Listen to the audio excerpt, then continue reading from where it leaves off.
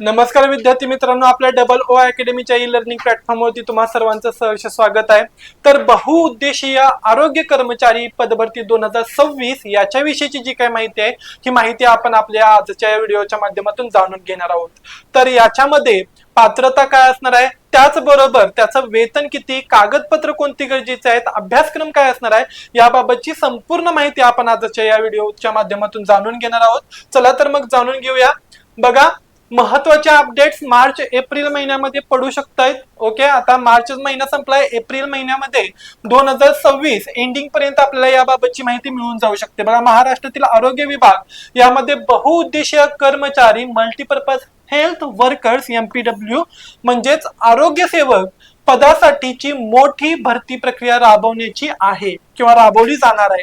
याच्यामध्ये एकूण जागा बघा, तर आरोग्य विभागात जवळपास 6000 प्लस पदांची भरती होण्याची प्रक्रिया सुमारे म्हणजे लगेचच काय केली जाणार आहे तर चालू केली जाणार आहे।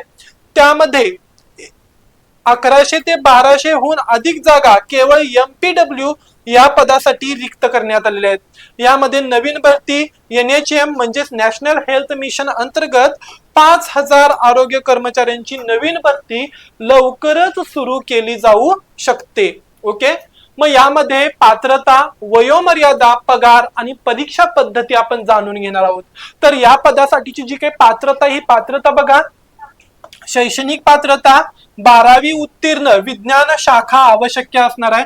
तांत्रिक पात्रता मान्यता प्राप्त संस्थेचा सॅनिटरी इन्स्पेक्टर पदाचा कोर्स पूर्ण असणं गरजेचं आहे आणि त्याबाबतचं उत्तीर्ण पदविकेचा सर्टिफिकेट तुमच्याकडे असणं गरजेचं आहे। ओके, काही प्रकरणांमध्ये नवीन भरती नियमानुसार सॅनिटरी इन्स्पेक्टर कोर्स नियुक्तीनंतर 2 वर्षाच्या आत तुम्ही पूर्ण करून देऊ शकताय। म्हणजे जर का तुम्ही त्याच्या परीक्षेमध्ये पास झाला, तुमचं काय लागलं, मेरिट लिस्ट मध्ये जर का नाव लागलं, तर त्याच्यानंतर तुम्ही ती पोस्ट जॉईन करू शकताय सॅनिटरी इन्स्पेक्टर या पदाची, आणि त्याच्यानंतर 2 वर्षामध्ये तुम्हाला त्या पदाचा पास झालेला सर्टिफिकेट किंवा प्रमाणपत्र त्या ठिकाणी काय करायचंय तर पूर्ण करून द्यायचंय, तो कोर्स पूर्ण करायचा आहे। बघा, नियम भरतीनुसार सॅनिटरी इन्स्पेक्टर कोर्स नियुक्तीनंतर म्हणजे तुम्ही कामावरती रुजू झाल्यानंतर 2 वर्षाच्या आत पूर्ण करून देणे। वयोमर्यादा 18 ते 38 वर्ष आणि सवलत किती असणार आहे, नियमित प्रमाणे राखीव प्रवर्गासाठी 5 वर्षांची सवलत। आरोग्य कर्मचाऱ्यांना साधारणपणे 28,000 ते 85,000च्या दरम्यानचा पगार अवेलेबल असणार आहे। परीक्षा पद्धती, एकूण प्रश्न किती सांगितले जातात बघा, 100 प्रश्न असणार आहेत। एका प्रश्नासाठी 2 गुण म्हणजेच 200 गुणांची परीक्षा असणार आहेत। 100 प्रश्न 200 गुणांसाठीची परीक्षा असणार आहे। तांत्रिक विषयामध्ये 80% प्रश्न असणार आहेत, म्हणजे जवळपास किती लक्षात ठेवायचं आहे तर 160 गुण कशासाठी असणार आहेत तर तांत्रिक विषयासाठी असणार आहेत। ओके, त्याच्यानंतर काय सांगितलं जातं बघा, 20 गुण काय असणार आहेत तर मराठी भाषेसाठी आणि उर्वरित 20 गुण हे इंग्रजी भाषेसाठी असणार आहेत। असे मिळून हे 160 आणि हे 40 असे टोटल किती असणार आहेत, 200 गुणाचा हा पेपर असणार आहे। ओके, विषय निहाय अभ्यासक्रम, परीक्षेत एकूण 100 प्रश्न, प्रत्येक प्रश्न 2 गुणासाठी असणार आहेत। 200 गुणांची परीक्षा, वेळ 2 तास। तांत्रिक घटक 80 प्रश्न 160 गुण असणार आहेत।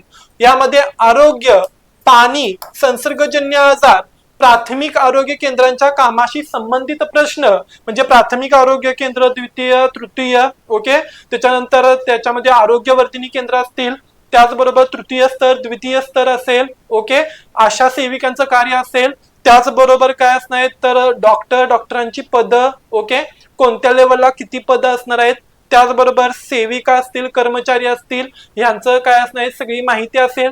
त्याचबरोबर अजून काय सांगितलं जातं बघा, vector born disease, water born disease यांची सुद्धा माहिती यामध्ये विचारली जाणार आहे। मराठी व्याकरण 10 प्रश्न 20 गुण आणि इंग्रजी व्याकरण 10 प्रश्न 20 गुण असा हा काय असणार आहे तर ओव्हरऑल सिलेबस असणार आहे। प्रमुख तांत्रिक मुद्दे, अभ्यासक्रमात खालील तांत्रिक घटकांवरती भर द्यायचा आहे।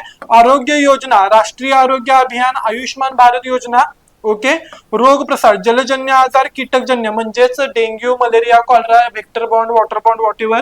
त्याच्यानंतर ग्रामीण आरोग्य, याच्यामध्ये प्राथमिक आरोग्य केंद्र, उपकेंद्र, त्याचबरोबर आरोग्यवर्धिनी केंद्र, जिल्हास्तरीय जी काय असणारे काय सांगितलं जातात रुग्णालय असणार आहेत यांचा अभ्यासक्रम वगैरे सगळा या ठिकाणी काय करण्यात आलेला आहे तर मेन्शन करण्यात आलेला आहे. ओके, जर का तुम्हाला अशा प्रकारची माहिती आवडली असेल तर आमच्या डबल ओ अकॅडमीच्या ई लर्निंग प्लॅटफॉर्मवरती तुम्हाला याबाबतचे तांत्रिक विषयाचा अभ्यासक्रम भेटून जाईल.